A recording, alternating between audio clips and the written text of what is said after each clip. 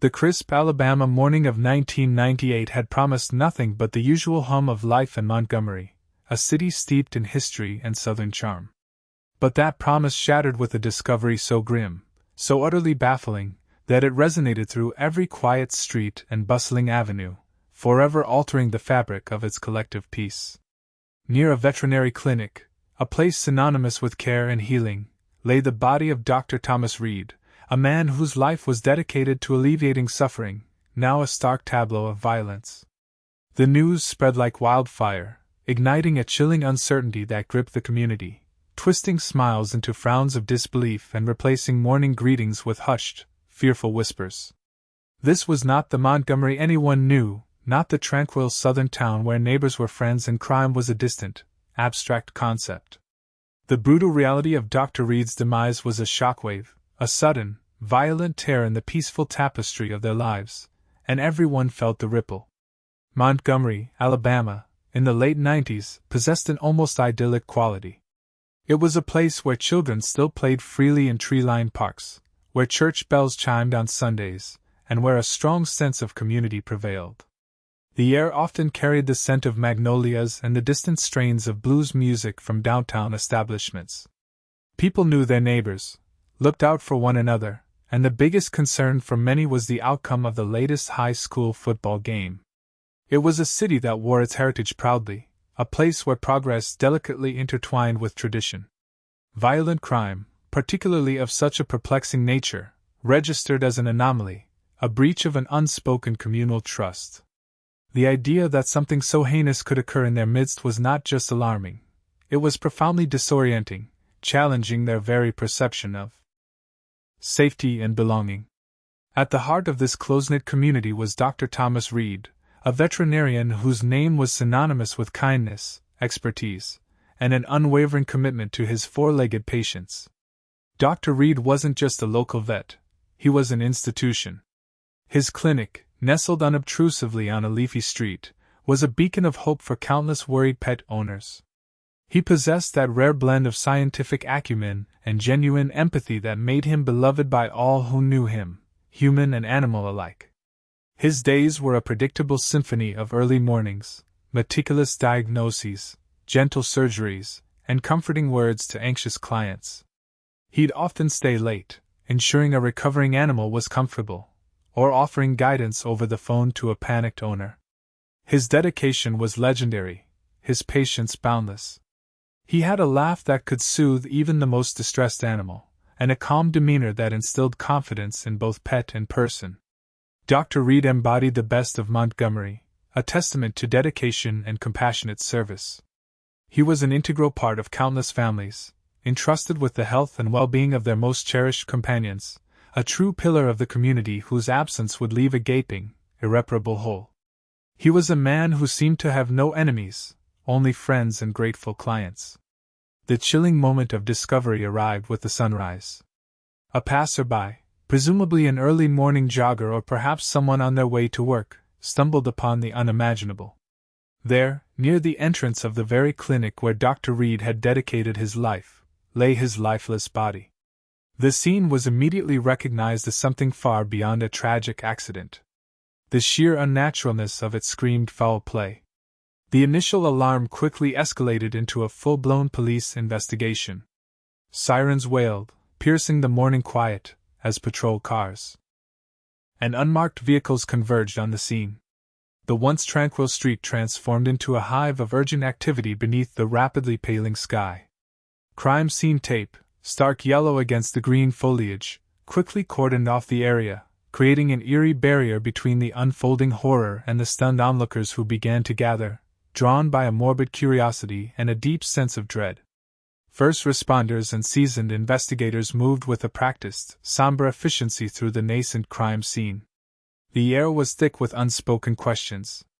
The circumstances were immediately deemed unusual, raising more queries than answers. There was a palpable sense that this was no random act, but a deliberate, brutal crime. Yet, paradoxically, there was a glaring absence of immediate clues. No obvious weapon, no clear signs of a struggle that would point to a simple robbery gone wrong, no discernible motive immediately presenting itself to the experienced eyes scanning the scene.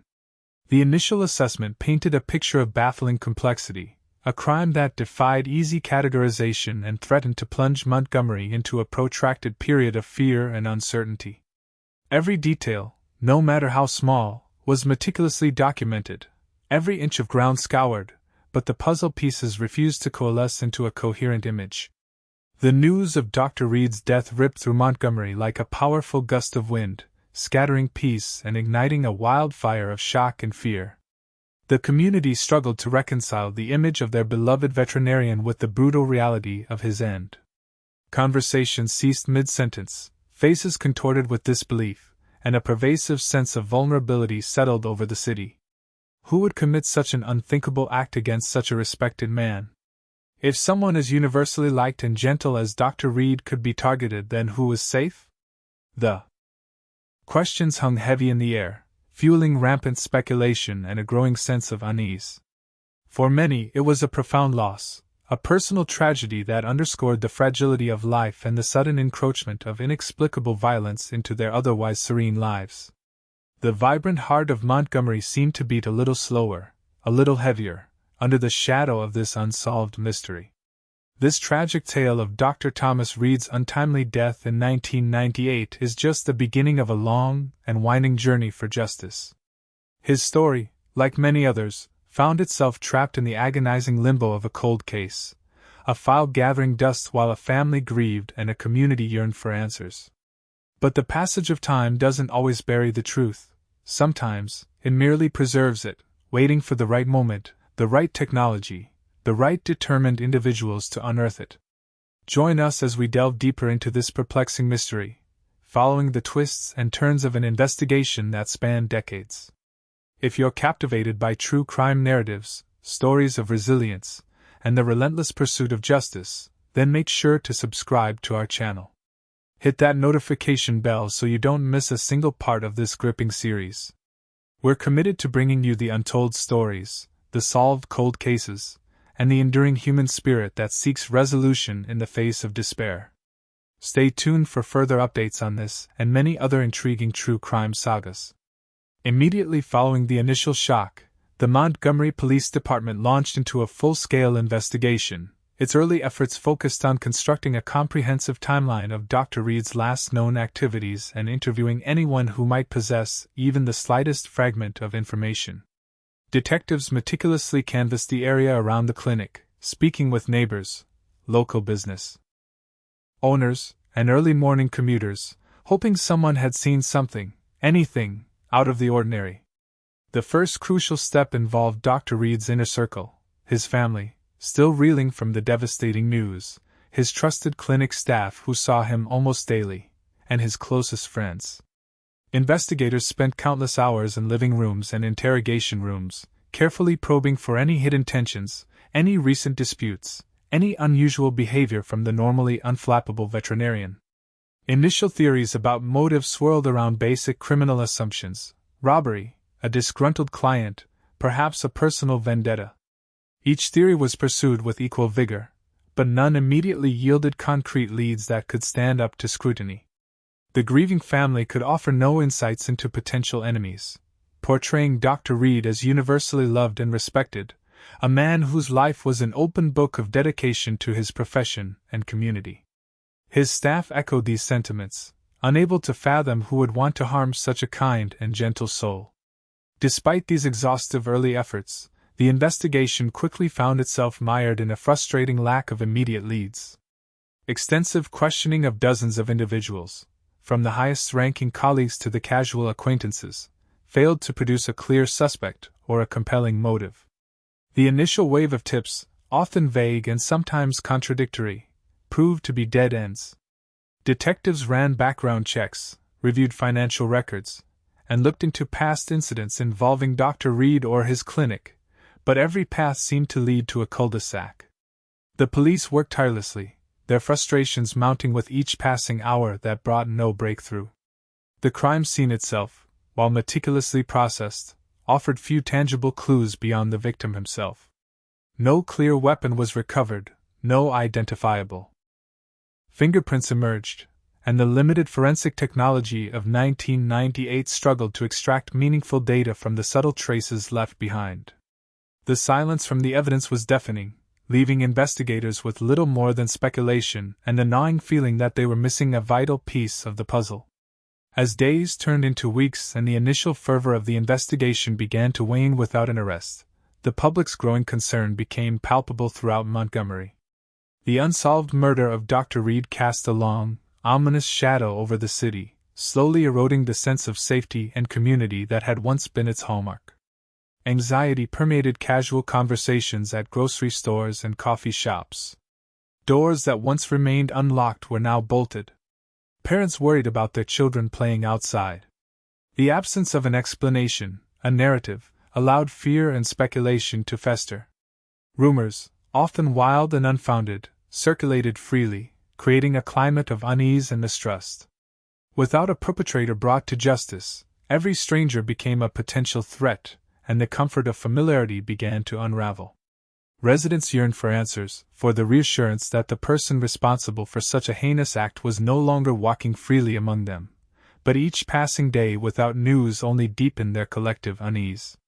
In an attempt to unearth any potential reasons for such a brutal attack, investigators delved deeper into the profile of Dr. Reed's life, meticulously examining every facet. They combed through his personal relationships, his financial dealings, and even his hobbies, searching for any hidden conflicts, any secret resentments, or any past interactions that might have escalated into such a tragic outcome. They spoke at length with his estranged brother, his former college roommates, even ex-girlfriends from decades past, piecing together a comprehensive mosaic of his life. Dr. Reed was, by all accounts, a remarkably consistent and upright man. His personal life appeared stable, his finances in order, and his relationships, while not without the usual minor disagreements inherent in human interaction, were devoid of any significant animosities that would warrant murder. He was a creature of habit, dedicated to his work and his quiet life. The deeper they dug, the more confounding the case became. His existence seemed utterly devoid of the kind of shadowy dealings or intense personal entanglements that often precede such violent ends. His life offered no obvious explanation for his death. The limitations of forensic science in 1998, compared to the sophisticated techniques available today, significantly hampered the early investigation. DNA analysis was still in its nascent stages, far less sensitive and widely applicable than it would become in the succeeding decades. While samples were collected at the crime scene, the ability to extract viable profiles from minute quantities of material, or from degraded samples, was severely restricted. Technologies like touch DNA or advanced fingerprinting techniques, which can now lift prints from almost any surface, were simply not available. The focus remained heavily on eyewitness accounts, physical evidence that was immediately obvious, and traditional police work. This meant that subtle clues, microfibers, barely visible prints, or trace biological evidence, which today could be game changers, likely went unanalyzed or were deemed inconclusive. Investigators did their best with the tools at hand, but the scientific frontier had not yet advanced enough to reveal the invisible story etched into the crime scene. This technological gap would prove to be a critical factor in the case's initial stagnation. Local news outlets, naturally, kept Dr. Reed's murder in the public eye, their daily reports chronicling the stalled investigation. Headlines highlighted the lack of progress, the growing frustration within the police department, and the deepening fear within the community. While the media coverage served to remind the public that the case was still active, and kept the pressure on law enforcement, it frustratingly offered no new breakthroughs. Reporters interviewed detectives who could only state that all leads were being pursued, and grieving family members who pleaded for answers. The repeated stories, while well-intentioned, became a painful echo of the community's collective helplessness. Each broadcast, each newspaper article, was a stark reminder that Dr. Reed's killer remained at large, a phantom lurking in the shadows of Montgomery. The initial hope that swift justice would be served slowly eroded, replaced by a grim acceptance that this might be one of those cases destined to remain unsolved, a chilling testament to the elusive nature of truth. The media became a mirror reflecting the uncertainty and the enduring sorrow of a community desperate for closure that seemed perpetually out of reach. The media became a mirror reflecting the uncertainty and the enduring sorrow of a community desperate for closure that seemed perpetually out of reach. As the weeks bled into months, and then into years, the raw pain of Dr. Reed's murder gradually dulled, but never truly vanished. The case, once a searing symbol of fear and outrage, slowly receded from the daily headlines, eventually becoming a dormant file tucked away in the cold case archives of the Montgomery Police Department. Life, as it inevitably does, moved on for most residents, but the memory of the beloved veterinarian and the baffling circumstances of his death lingered, a persistent, uncomfortable shadow on the city's conscience. The annual remembrances, typically quiet affairs, served as a stark reminder that an immense wrong had been committed, and justice remained elusive. Time, that relentless healer, had done little to mend the wound left by this unsolved crime.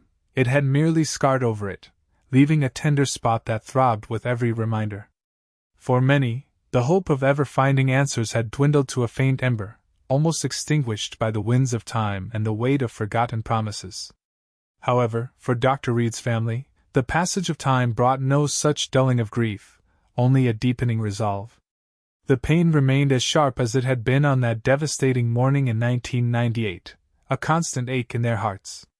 They refused to let the case be forgotten, their persistent hope burning fiercely against the encroaching darkness of despair. They made regular calls to the police department, each conversation a painful reenactment of their initial inquiries, each update, or lack thereof, a fresh stab of disappointment. They wrote letters to local officials, appeared at community meetings, and spoke with anyone who would listen, always with the same plea: do not forget Thomas. Their unwavering dedication was a testament to the profound love they held for him, and a silent, powerful demand for accountability. They understood that with each passing year, the trail grew colder, memories faded, and witnesses became harder to locate, yet their determination never wavered. They were the vigilant guardians of Dr. Reed's legacy, the unwavering voice demanding that justice, no matter how long it took, must ultimately prevail. Their hope, though battered by years of unmet expectations, remained the guiding star in their desolate night. While the human element of the investigation languished, the world of forensic science was undergoing a quiet revolution. The turn of the millennium ushered in an era of unprecedented technological advancement, meticulously refining and expanding the capabilities of DNA analysis. What was once a crude tool, requiring substantial, pristine samples, evolved into an incredibly sensitive instrument capable of extracting genetic profiles from microscopic traces, a single skin cell, a strand of hair without its root, or even residual saliva. Beyond DNA, other investigative techniques also matured. Digital forensics began to take shape, allowing for the analysis of electronic data that would become crucial in later cases. Ballistics analysis became far more precise, toxicology screens more comprehensive, and crime scene reconstruction techniques more sophisticated. These advancements, born in laboratories and refined through countless hours of research, were silently laying the groundwork for a future where cold cases, once deemed unsolvable due to lack of evidence, could finally be reopened with a genuine chance of resolution. The scientific landscape was shifting, promising that what was impossible yesterday might be routine tomorrow. Recognizing the immense potential of these emerging technologies, and driven by a desire to provide closure for families like Dr. Reed's, the Montgomery law enforcement made a pivotal decision years after the initial investigation stalled. They established a dedicated cold case unit, a specialized team tasked solely with revisiting and re-examining unsolved mysteries that had long languished in the departmental archives. This unit wasn't just about applying new science. It was about bringing fresh eyes, renewed commitment, and an unburdened perspective to cases that had frustrated previous generations of investigators. Composed of seasoned detectives with a passion for justice and an understanding of modern forensic tools, this unit represented a renewed hope for the silent victims and their grieving loved ones. It was a proactive step, an acknowledgement that justice deferred was not justice denied, and that every cold file represented a broken promise to the community. Among the many tragic and perplexing cases awaiting review in the newly formed Cold Case Unit, Dr. Reed's murder stood out. Its high profile, the inexplicable nature of the crime, and the persistent advocacy of his family made it a prime candidate for re-examination. The file, thick with yellowed reports and grainy photographs from 1998, was pulled from storage. Its reopening brought a quiet, yet profound, sense of renewed hope to Dr. Reed's family, a fragile rekindling of a flame they had feared would be extinguished forever. For the cold case detectives, it wasn't just a file, it was a challenge, a testament to their mission. They approached it not as a relic of the past, but as a living puzzle, waiting to be solved with the advanced tools and techniques now at their disposal. The passage of time, which had once seemed an enemy, now presented an opportunity, allowing for dispassionate re-evaluation and the application of cutting-edge science. The Cold Case Unit began its work with painstaking diligence, understanding that the devil was often in the details, especially in cases where the initial investigation had yielded so little. Their initial steps involved a meticulous and exhaustive re-evaluation of every single piece of original evidence. They painstakingly reviewed every police report, cross-referencing witness statements, examining crime scene photographs with modern imaging software, and scrutinizing forensic reports that had previously been deemed inconclusive. Each document was read, analyzed, and discussed, searching for inconsistencies, overlooked clues, or even subtle nuances that might have been misinterpreted in the rush of the initial investigation. They ordered new scans of old negatives, digitized handwritten notes, and created comprehensive databases to link disparate pieces of information. It was a painstaking, methodical process, much like archaeologists sifting through layers of history, each layer potentially holding a vital fragment of the truth. This unglamorous, desk-bound work was crucial, forming the foundation for any potential breakthrough. They sought not to reinvent the wheel, but to understand its original construction in minute detail before attempting to improve it with modern engineering. This detailed re-evaluation was critical, helping them to frame the old facts in a new light, paving the way for targeted re-examination with advanced forensic techniques. This detailed re-evaluation was critical, helping them to frame the old facts in a new light, paving the way for targeted re-examination with advanced forensic techniques. The cold case team, having meticulously reviewed the entire original case file, now turned their attention to identifying specific pieces of evidence from 1998 that could benefit most from the seismic shifts in forensic technology. They weren't looking to retest everything, rather, their objective was a strategic, targeted approach, focusing on items that, in the late 90s, had either been deemed too small, too degraded, or simply beyond the analytical capabilities of the time. This painstaking process involved sifting through hundreds of evidence logs, cross-referencing them with the old crime scene photographs and reports, searching for any item that might harbor microscopic traces of biological material. They paid particular attention to any clothing Dr. Reed had been wearing, fingernail scrapings, and any objects found in close proximity to his body, even those initially dismissed as irrelevant or too contaminated for analysis. The hope was that with modern techniques, even the faintest whisper of DNA could now be amplified into a clear message. This systematic filtering process was crucial, ensuring that precious resources were allocated effectively, maximizing the chances of uncovering a breakthrough that had eluded law enforcement for nearly 2 decades. Every once insignificant fiber, every faint smudge, was now viewed through the lens of heightened scientific possibility. A critical piece of evidence, previously deemed inconclusive in 1998, swiftly emerged as a prime candidate for renewed scrutiny, a minuscule, almost imperceptible stain found on a fragment of Dr. Reed's clothing. In the initial investigation, this stain had been tested, but the technology of the era could only confirm the presence of human biological material, without the sensitivity to generate a distinct genetic profile. Now, with the vastly improved capabilities of modern DNA analysis, the Cold Case Unit sent this fragment to a state-of-the-art laboratory, anticipating, but daring not to fully hope for, a significant breakthrough. The wait was agonizing, each day stretching into an eternity for the detectives who knew this could be their last real chance to bring justice to Dr. Reed's family. When the results finally came back, they ignited a quiet explosion of excitement and vindication within the unit. The laboratory reported that they had successfully extracted and amplified fragmented DNA, yielding a viable genetic profile.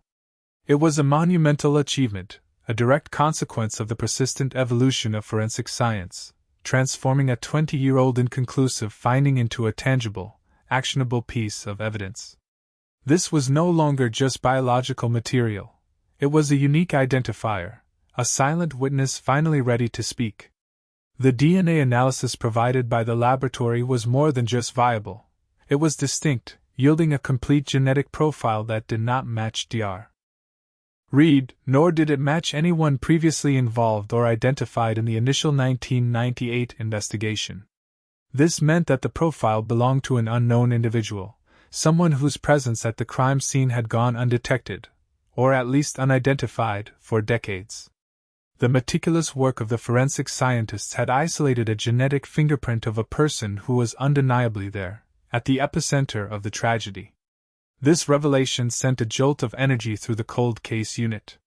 It confirmed their persistent belief that the truth was buried within the physical evidence, simply waiting for the right tools to unearth it. The profile represented a new, tantalizing lead, a concrete starting point in a case long plagued by abstract theories and dead ends. It narrowed the field of possibilities from an entire population to a single, identifiable genetic sequence, offering the most significant breakthrough since the initial discovery of Dr. Reed's body. The unknown individual was no longer a phantom. They were a biological reality, a person whose genetic information was now in the hands of justice. With the distinct DNA profile in hand, the next logical and crucial step for the cold case investigators was to utilize the power of national criminal databases. These comprehensive repositories of genetic information, compiled from convicted felons and arrestees, represented a powerful tool in modern law enforcement. The extracted profile was swiftly uploaded and submitted for a thorough search, an anxious few days following as the system processed the complex genetic markers against millions of existing entries. It was a digital dragnet, cast wide with the hope of ensnaring a match that could finally identify Dr. Reed's killer. The detectives understood the implications. A hit in a national database would not only provide a name but would also indicate a prior criminal record, immediately elevating the individual to suspect status. The anticipation within the unit was almost unbearable. This single search could either validate years of cold case work or send them back to square one, albeit now with a concrete unknown profile. Every ping of an email, every phone call from the lab, was met with bated breath, knowing that their long wait for a definitive answer might finally be nearing its end. The call finally came, a subdued but thrilling confirmation. There was a potential match. The DNA profile from Dr. Reed's clothing had yielded a hit in the National Criminal Database. The name associated with the match was startlingly unfamiliar to the cold case detectives. It was not a name that had ever surfaced as a significant person of interest in the original 1998 investigation, nor had it appeared in any of the subsequent tips or rumors that had circulated over the years.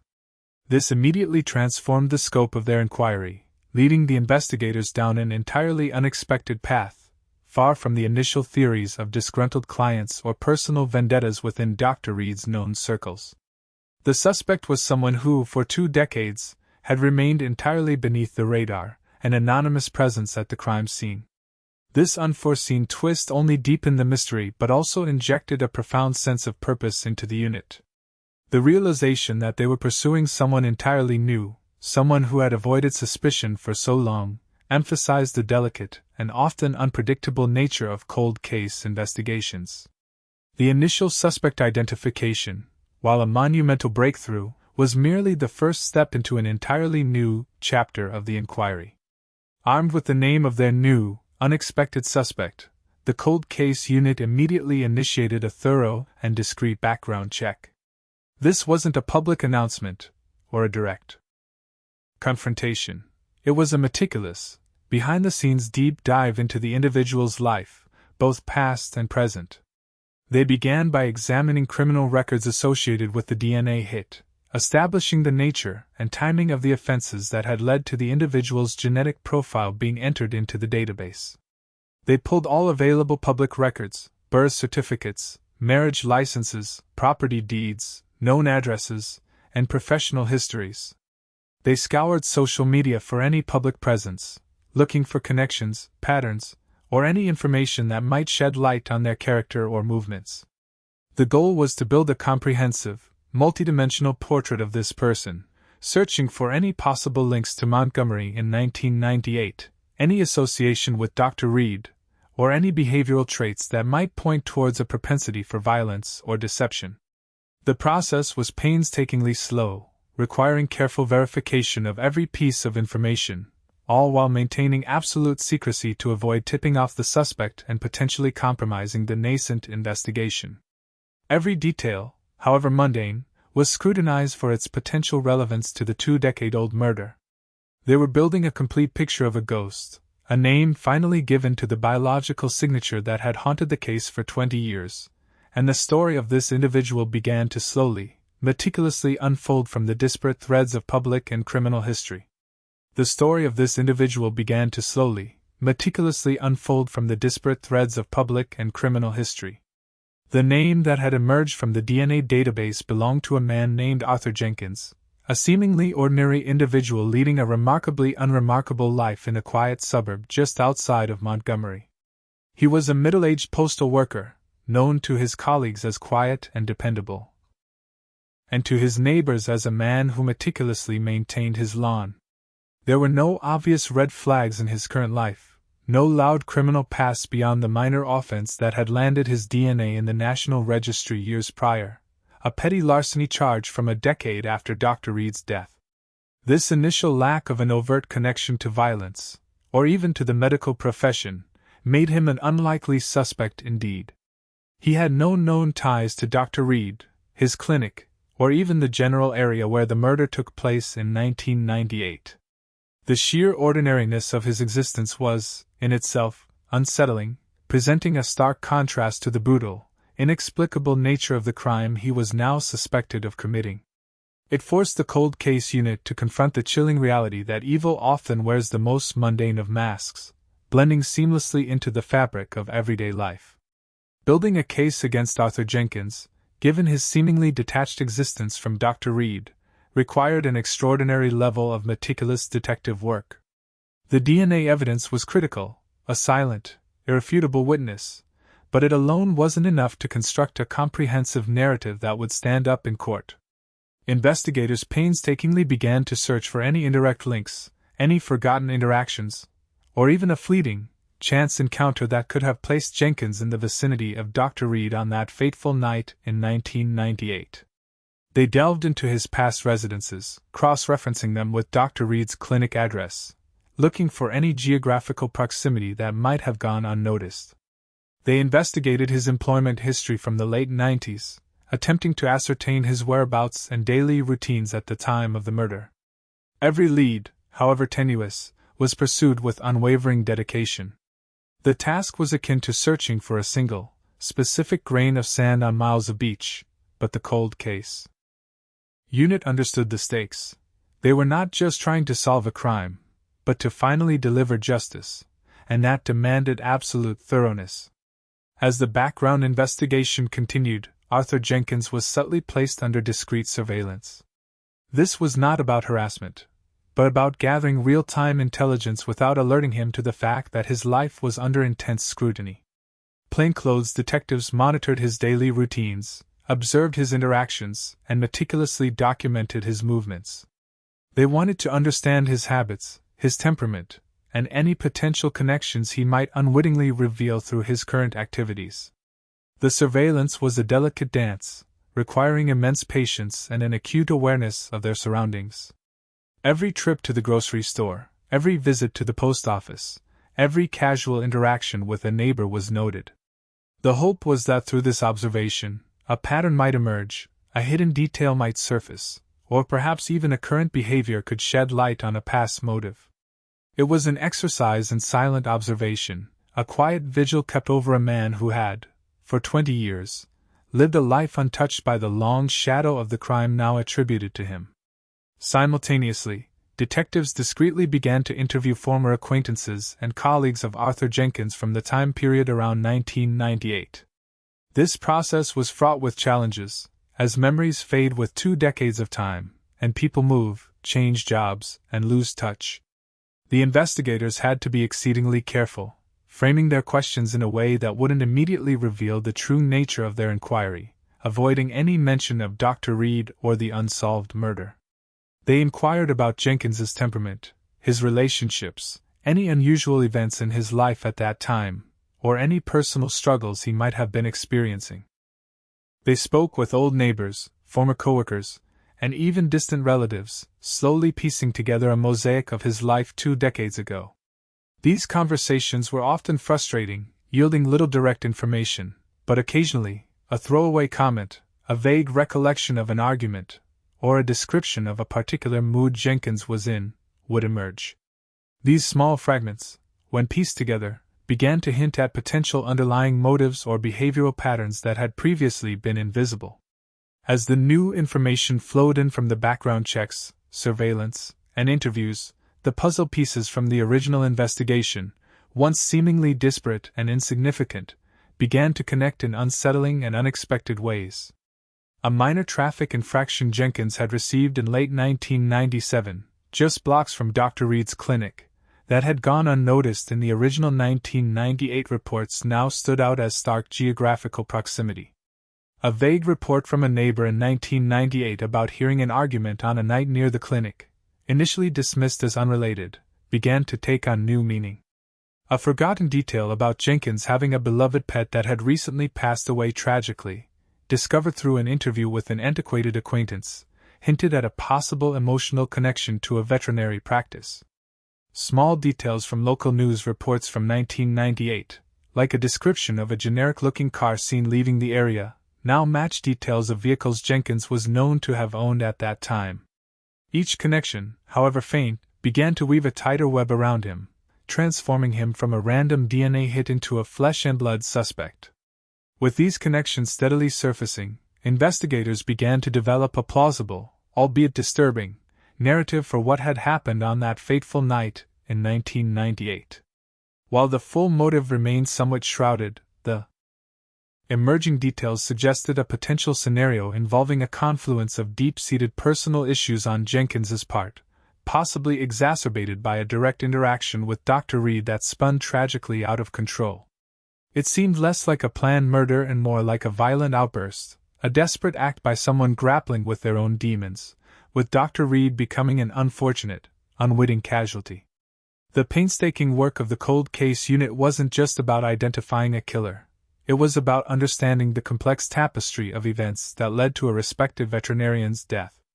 The DNA had provided the who, and now, 20 years later, the meticulous, patient work was beginning to reveal the how, and perhaps even the why, bringing the unit closer than ever to finally bringing justice to a case that had long defied resolution.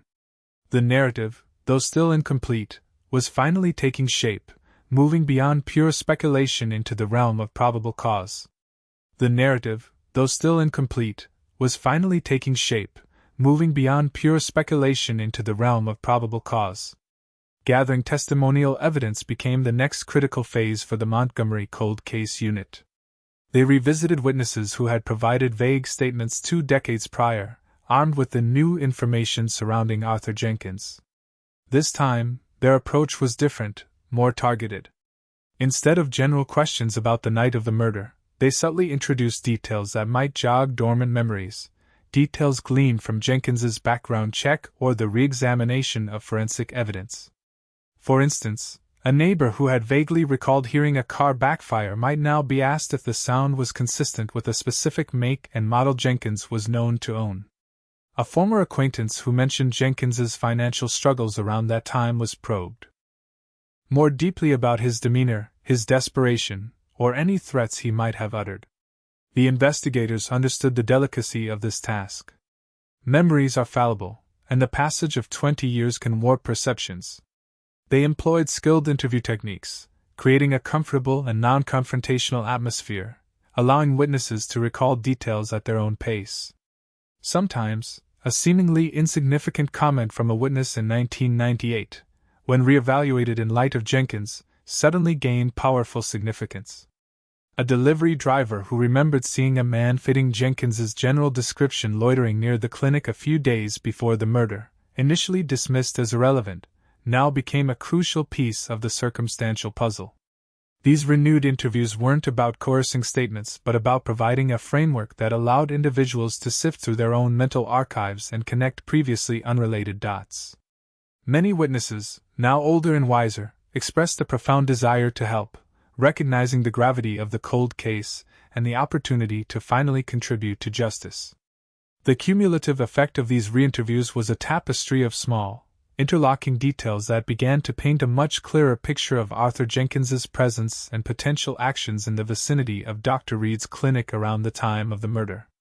The once murky waters of memory slowly began to clear, revealing submerged truths. With the DNA evidence establishing Arthur Jenkins's presence at the crime scene, and a growing body of circumstantial evidence, and re-evaluated testimonial accounts beginning to connect him to the murder, the cold case unit made the momentous decision to bring him in for questioning. This was the culmination of 2 decades of waiting, months of meticulous investigation, and the careful construction of a case based on both cutting-edge science and old-fashioned detective work. The moment investigators decided to officially confront the suspect was carefully orchestrated, ensuring legal protocols were followed and that Jenkins would have no opportunity to flee or destroy further evidence. He was approached calmly, politely, and asked to come to the station for an interview regarding an old, unrelated matter, a common tactic to avoid alarming a suspect prematurely. The atmosphere in the interrogation room was controlled, sterile, a stark contrast to the quiet life Jenkins had been living. The air was thick with unspoken tension, the weight of the past pressing down on the present. The interrogation itself was a masterclass in psychological chess. Jenkins, initially, maintained an air of calm, answering questions about his current life and his minor past offenses with a practiced ease. He denied any knowledge of Dr. Thomas Reed or the 1998 murder. His initial denials were unwavering, delivered with a detached composure that might have fooled a less experienced team. However, the detectives were armed with more than just suspicions. They had concrete evidence. They began by presenting the circumstantial evidence, subtly weaving in the re-interviewed witness statements, observing Jenkins's reactions for any telltale signs of recognition or discomfort. Each piece of information was like a small stone, added to an increasingly heavy pile. They watched for shifts in his posture, changes in his breathing, the flicker in his eyes. As the evidence mounted, hinting at his presence and actions around the clinic, Jenkins's composure began to fray. His answers became less direct, his denials laced with hesitation. The carefully constructed facade he had maintained for 20 years, the innocuous persona of the quiet postal worker, started to crumble under the relentless pressure of the truth. The crucial turning point came when the detectives, having laid the groundwork with the circumstantial evidence, finally presented him with the undeniable scientific proof. His DNA matched to samples found on Dr. Reed's clothing at the crime scene. The impact was immediate and devastating. The quiet postal worker, who had steadfastly maintained his innocence, visibly deflated. The air went out of him. The weight of the overwhelming evidence, 20 years in the making, became too much to bear. His eyes, which had held a defiant glint, now dropped, filled with a mixture of defeat and perhaps a glimmer of relief that the long secret was finally out. It wasn't an immediate, dramatic confession, but a slow, halting unraveling. He started with fragments, disconnected memories, then pieced together a narrative of an argument, a moment of rage, a tragic, impulsive act that had haunted him for decades. He confessed to the murder of Dr. Thomas Reed, detailing the encounter, the sudden escalation, and the panicked aftermath where he fled the scene, believing he had escaped detection forever. The confession, though anticipated, still sent a wave of quiet triumph through the cold case unit. Justice for Dr. Reed was finally within grasp.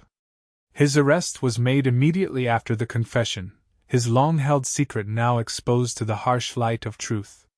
Following the arrest and confession of Arthur Jenkins, the Montgomery Police Department swiftly organized a press conference. The announcement was broadcast live, reaching every household in Montgomery and beyond. The chief of police, flanked by the lead detectives from the Cold Case Unit and a representative from the district attorney's office, stood before a phalanx of cameras and microphones. With a solemn yet resolute tone, he announced that the cold case murder of Dr. Thomas Reed, a crime that had haunted the community for 2 decades, had finally been solved. He detailed the critical role of modern DNA technology, the painstaking work of the Cold Case Unit, and the cooperation of witnesses in bringing the perpetrator to justice. The identity of Arthur Jenkins, a seemingly unremarkable citizen, was revealed, sending shockwaves through the public. The press conference was not just an announcement, it was a public declaration that justice could, and would, prevail, no matter how much time had passed. The community, which had lived with the shadow of this unsolved crime for so long, could finally exhale. The initial reactions from the community and Dr. Reed's family were a complex tapestry of emotions. There was profound relief, a deep, collective sigh that the monster responsible was finally caught, that the long vigil for justice was over. For Dr. Reed's family, the news brought an overwhelming sense of closure, the first real step towards healing after 2 decades of agonizing uncertainty. Tears flowed freely, tears of sorrow for what could never be undone, but also tears of gratitude for the tireless efforts of the Cold Case Unit. However, interspersed with this relief was a palpable shock at the identity of the suspect. Arthur Jenkins, the quiet postal worker, was not the terrifying, shadowy figure many had imagined. His ordinariness made the crime all the more unsettling, a stark reminder that evil often lurks in the most unexpected places. The community grappled with this paradox, the shock at Jenkins's apparent normalcy contrasting with the heinousness of his confessed crime. But above all, there was a shared sense of vindication, a renewed faith in the justice system, and the comforting knowledge that after so long, Dr. Thomas Reed could finally rest in peace, his name cleared from the lingering questions of his unjust death. The path to final justice, through the legal system, was now open, and everyone watched with bated breath. The path to final justice, through the legal system, was now open, and everyone watched with bated breath as Arthur Jenkins was formally charged with the murder of Dr. Thomas Reed. The shock of his arrest had rippled through Montgomery, igniting conversations at every corner, but now the legal process began its methodical march, transitioning from police investigation to courtroom drama. Jenkins, after his confession, was quickly processed, and his case moved to the grand jury phase, a critical step where a panel of citizens would review the evidence presented by the prosecution to determine if there was sufficient probable cause to proceed with a formal indictment. This initial legal hurdle was cleared swiftly, given the weight of the DNA evidence and Jenkins's own admissions.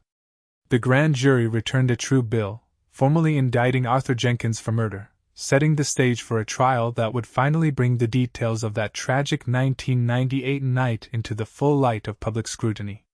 This marked the true beginning of the legal battle, where the scientific certainties of the Cold Case Unit would be rigorously tested against the procedures and traditions of the American judicial system. As the pretrial proceedings unfolded, the courtroom took on an atmosphere of intense preparation.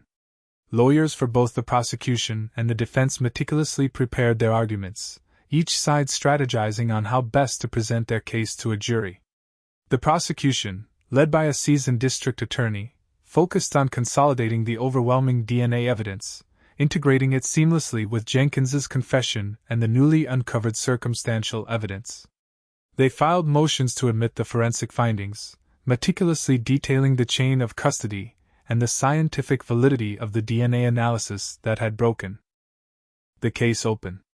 The defense, appointed to Arthur Jenkins, faced an uphill battle. With a confession and irrefutable DNA evidence, their primary objective became to cast doubt on the circumstances of the confession, perhaps arguing coercion, or to challenge the interpretation of the DNA, although the scientific consensus was formidable. They filed their own motions, seeking to suppress parts of the confession or challenge the methodology of the forensic investigation, hoping to chip away at the prosecution's seemingly impenetrable case.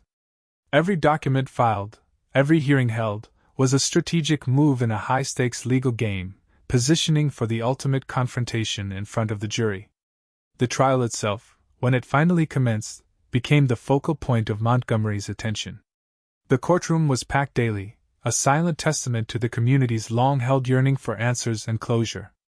The prosecution's opening statements painted a stark, compelling picture of the crime, meticulously recounting the discovery of Dr. Reed's body, the decades of unanswered questions, and the scientific breakthrough that led to Arthur Jenkins. They presented the DNA evidence with unwavering confidence, exhibiting expert testimony from the forensic scientists who had extracted and matched Jenkins's profile to the samples found on Dr. Reed's clothing. Visual aids were used to illustrate the scientific certainty, making complex biological concepts accessible to the jury. They then wove in the narrative of the crime, using Jenkins's confession to describe the confrontation, the sudden explosion of violence, and the desperate flight from the scene. Each piece of evidence was presented not just as an isolated fact, but as a crucial component of a clear, coherent narrative of guilt, aimed at leaving no doubt in the minds of the jurors. The atmosphere in the courtroom was charged with emotion, as the story of Dr. Reed's last moments was retold with agonizing detail, finally giving voice to the silence of 2 decades. Central to the prosecution's case were the poignant witness testimonies that brought the human tragedy of the murder into sharp relief. Dr. Reed's surviving family members, now 2 decades older, took the stand, their voices trembling with enduring grief but firm with renewed hope for justice. They spoke of Thomas Reed, not just as a victim, but as a beloved husband, father, and brother, recalling his kindness, his dedication, and the immense void his sudden, violent death had left in their lives. Their testimony provided the emotional core, reminding everyone of the profound human cost of the crime.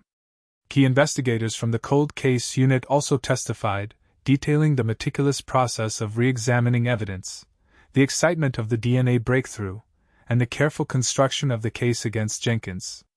Their testimony provided the factual backbone, demonstrating the rigorous and ethical pursuit of justice. The lead detective, in particular, recounted the long journey for justice, emphasizing the relentless commitment to solving the case, conveying not just facts, but the deep personal investment of law enforcement in bringing closure to the Reed family. Each witness, in their own way, contributed to a comprehensive emotional and factual landscape for the jury.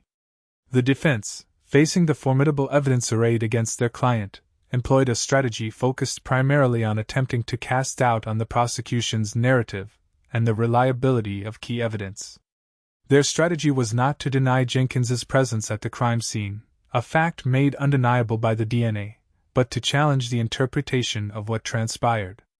They aggressively cross-examined the forensic experts, probing for any methodological flaws or alternative explanations for the DNA's presence, suggesting perhaps a secondary transfer or an accidental contamination, however unlikely. They also focused heavily on the circumstances of Arthur Jenkins's confession, arguing that it was obtained under duress during an emotionally charged interrogation after 2 decades of unspoken guilt, rather than being a purely voluntary admission of guilt. They suggested Jenkins, overwhelmed and vulnerable, might have confessed to details he wasn't entirely sure of, or that the police had led him to specific answers. The defense lawyers highlighted Jenkins's otherwise clean record, portraying him as a meek individual who succumbed to intense police pressure, rather than a cold-blooded killer. Their goal was not necessarily to prove innocence, but to introduce enough reasonable doubt that the jury could not, in good conscience, deliver a guilty verdict on the most severe charges.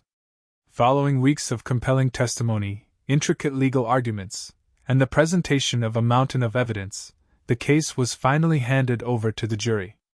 The courtroom hushed as the judge delivered the final instructions, outlining the legal standards for their deliberation. Then, the jury retired, disappearing behind closed doors, leaving everyone in the courtroom, and indeed the entire community, in a tense, agonizing state of anticipation. The deliberation period was fraught with emotion for Dr. Reed's family, who had waited 2 decades for this moment. Every hour felt like an eternity, every break in the silence of the courtroom sending jitters through the observers. The fate of Arthur Jenkins, and the long-awaited closure for the Reed family, rested squarely on the shoulders of these 12 individuals, tasked with weighing the evidence and the arguments presented. The quiet suspense that filled the air was a palpable reminder of the gravity of their decision, a decision that would finally write the last painful chapter in the long, tragic story of Dr. Thomas Reed. The quiet suspense that filled the air was a palpable reminder of the gravity of their decision, a decision that would finally write the last painful chapter in the long, tragic story of Dr. Thomas Reed. After what felt like an eternity, but in reality spanned 3 intense days of deliberation, a note was passed from the jury room to the judge. The jury had reached a verdict. The courtroom, once again, filled to capacity, the atmosphere thick with a mixture of dread and fervent hope. Dr. Reed's family sat together, hands clasped, their faces etched with the strain of waiting. Arthur Jenkins was brought in, his expression unreadable, a pale shadow of the man he had once been. As the foreperson stood and, in a clear, unwavering voice, read the verdict, a collective gasp, followed by a wave of muffled sobs and quiet exhalations, washed over the room. "We, the jury, find the defendant, Arthur Jenkins, guilty of the murder of Dr. Thomas Reed." The words echoed with finality, a definitive end to an almost 3-decade-long cold case. For the Reed family, it was the sound of justice, a long-awaited balm for their enduring pain. For Arthur Jenkins, it was the irrevocable consequence of his actions, finally brought to light after years shrouded in secrecy. The gavel struck, sealing the verdict and bringing a profound, undeniable sense of resolution to a mystery that had long haunted Montgomery. The ghost of Dr. Reed could finally begin to rest. With the guilty verdict delivered, the court moved to the sentencing phase, an equally solemn occasion that would determine the formal punishment for Arthur Jenkins. The prosecution, in their sentencing arguments, emphasized the premeditated nature of the crime, the brutal loss of a respected community member, and the 2 decades of pain and uncertainty inflicted upon Dr. Reed's family. They urged the judge to impose the maximum sentence allowed by law, arguing that Jenkins's actions warranted the severest penalty as a deterrent and as a just retribution for the profound impact of his crime. Dr. Reed's family members were given the opportunity to deliver victim impact statements, a powerful and emotionally charged moment. They spoke of the dreams unfulfilled, the milestones missed, and the enduring emptiness left in their lives by Thomas's absence. Their words painted a vivid picture of the man he was, emphasizing the senselessness of his untimely death. When it was Jenkins's turn to speak, he offered a brief, mumbled apology, expressing regret for his actions, though it was unclear to many whether it was genuine remorse or simply a recognition of his dire circumstances. The judge, after careful consideration of all arguments, the egregious nature of the crime, and the prolonged suffering of the victim's family, handed down a sentence of life imprisonment without the possibility of parole. The pronouncement was firm, reflecting the gravity of the crime and ensuring that Arthur Jenkins would spend the remainder of his days incarcerated, paying the ultimate price for the life he had so cruelly taken. For Dr. Reed's family, the sentencing brought a profound sense of emotional resolution and closure, a feeling they had yearned for with every fiber of their being for 25 agonizing years. The journey had been long, fraught with despair, frustration, and the constant ache of an unanswered question. Now, with the guilty verdict and the final sentence, the wound, though forever present, could finally begin to truly heal. There was an undeniable sense of relief, a quiet peace that settled over them, knowing that the man responsible for their beloved Thomas's death would face justice. They acknowledged the tireless work of the cold case unit, the dedication of the prosecutors, and the advancements in forensic science that had ultimately led to this day. It wasn't a celebration, for nothing could bring Thomas back, but it was a solemn acknowledgement that the scales of justice had finally, irrevocably, tipped in their favor. The weight they had carried for so long, the burden of the unknown, was finally lifted, allowing them to remember Thomas not just as a victim, but as the vibrant, loving man he had been, his memory now honored by the justice he so richly deserved. The resolution of Dr. Reed's cold case had a significant and lasting impact on the community of Montgomery. For years, his unsolved murder had cast a pall over the city, a quiet but persistent reminder of its vulnerability. Now, with Arthur Jenkins behind bars, there was a palpable sense of renewed security, a collective sigh of relief that the specter of the unknown killer had finally been laid to rest. It instilled a renewed faith in law enforcement, demonstrating that even the most intractable cases could eventually be solved through persistence, dedication, and the application of evolving technology. The story of Dr. Reed became a testament to the fact that justice, though sometimes slow, is not always denied. It fostered a sense of healing and unity within the community, allowing residents to finally process the trauma of the past and move forward with a renewed sense of peace and safety. The case served as a beacon of hope for other families with unsolved cold cases, a powerful reaffirmation that time does not necessarily erase the truth, and that society's commitment to justice remains steadfast, even across decades. The legacy of Dr. Thomas Reed, once tragically defined by the mystery of his death, was now reshaped by the resolute pursuit and ultimate triumph of justice. Beyond the tragic circumstances that ended his life, Dr. Reed would forever be remembered as the kind, dedicated veterinarian who touched countless lives, both human and animal, in Montgomery. His genuine empathy, his unwavering professionalism, and his profound love for animals were the hallmarks of his character. The efforts to solve his murder highlighted not only the advancements in forensic science but also the enduring power of a family's love and a community's commitment to its values. His story now stands as a powerful reminder of the relentless dedication of cold case investigators who tirelessly work to bring closure to long-suffering families, ensuring that no victim is truly forgotten. Dr. Reed's life, though ended too soon, left an indelible mark, and his death, though a profound tragedy, ultimately became a symbol of hope and perseverance in the quest for truth. The memory of his good works, his gentle spirit, and the justice he finally received will resonate for generations. This poignant case of Dr. Thomas Reed stands as a powerful testament to the critical importance of cold case units and the transformative advancements in forensic science. It underscores the unwavering determination required to unravel mysteries that have defied resolution for decades, offering a glimmer of hope to countless families still grappling with unanswered questions. The meticulous work of investigators, combined with the ever-evolving capabilities of DNA analysis, proves that time is not always the enemy of justice. It is a beacon for those who believe that every victim deserves their day in court, and every perpetrator must eventually face accountability. This narrative, born from tragedy and culminating in justice, is a testament to the resilience of the human spirit and the relentless pursuit of truth. If you found this story compelling, if the intricate dance between crime, investigation, and ultimate justice captivated you, please take a moment to like this video, share your thoughts in the comments below, and subscribe to our channel. Your engagement helps us continue to bring these crucial stories to light. And as always, we want to hear from you. Which other true crime cases, particularly cold cases, would you like us to explore in our next video? Let us know, and thank you for joining us on this journey for justice.